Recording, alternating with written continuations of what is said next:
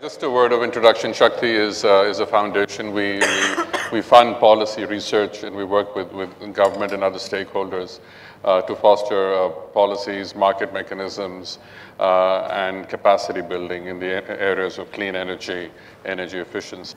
So yes, we work in the areas of energy efficiency, renewable energy, and sustainable transport, consistent with mitigating greenhouse gas emissions and creating a future for the country that's consistent with our national policies of energy security and energy inclusion. So a lot of our work is guided in consultation with both civil society organizations and industry, but essentially it's guided by what we feel is necessary for overall the overall society rather than any one segment of society.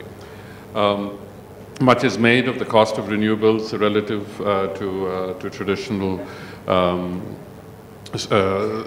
means of generating electricity. I think there are a lot of areas where one can be working in and we have been working in with the government to streamline and facilitate the coming on stream of renewable sources of energy. And once that generation capacity comes on stream, actually evacuating it, getting it onto the grid, and allowing businesses that have invested in renewable sources to get a fair return for the investment they've made. I think many of us, many industries, I think for us the default setting is flicking on the diesel generator, but I think recent government action in terms of trying to normalize diesel prices and allowing them to drift to more market-driven levels, I think will clearly change the break-even, and one will find that the break-even point for converting to renewable sources to supplement the clearly inadequate supply of conventional energy will become more attractive, and at the same time the prices associated with generating renewable energy are drifting down as thanks to economies of scale, thanks to our friends in China, who certainly make the solar business a cheaper business to get into, and a number of other reasons. What I thought I would do is just share some perspectives, and I think the most sort of dramatic happening in this country that took place in the recent past was when the national grid blanked out for two successive days recently, late last year, and got a lot of media coverage, especially overseas. I got a lot of calls, and people emailing me and saying, "Oh my God, how did you survive? How did the country survive? What did you do?"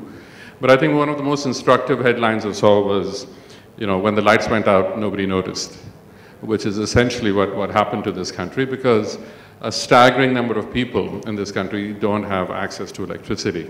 The number varies, but the number we use is about 400 million people, which makes it larger than most of the countries of this world. So 400 million people do not have access, live in energy poverty, and do not have access to conventional energy.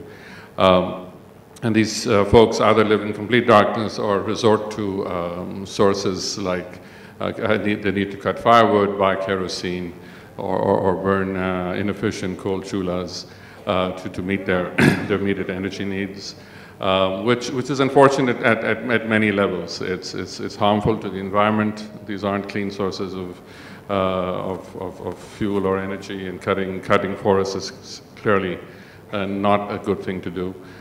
They inhale most of the smoke, which impacts their own health. And I think worst of all, the poorest of the poor, the most marginalized, actually pay more for unit of energy than you and I, who have the benefit of living in grid-connected cities.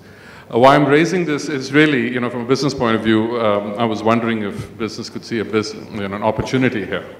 I think we can, while it's good to expect business to do the right thing, I think it's also important to expect, or more realistic to expect business to do things that make business sense for them.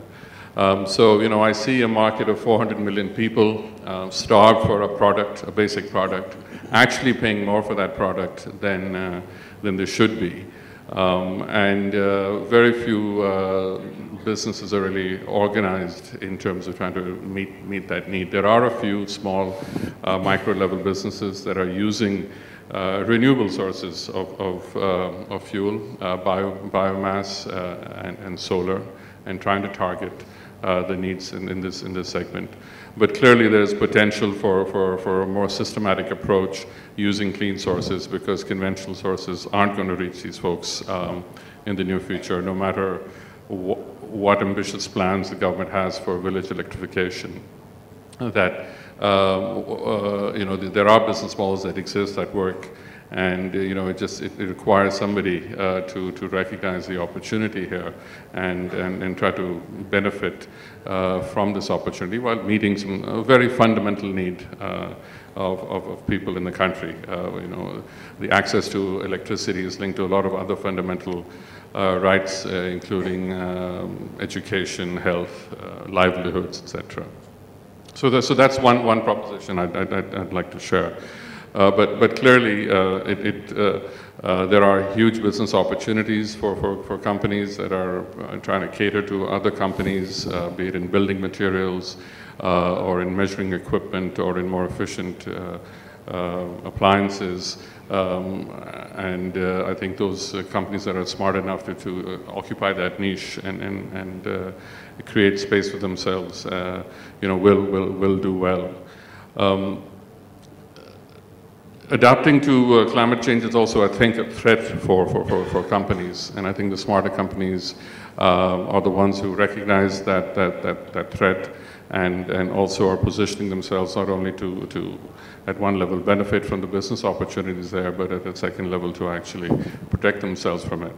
And there are now stock indices that some stock markets, including the Bombay Stock Exchange, have started constructing, including companies, and rating them and ranking them on their ability to adapt and benefit from a changing world.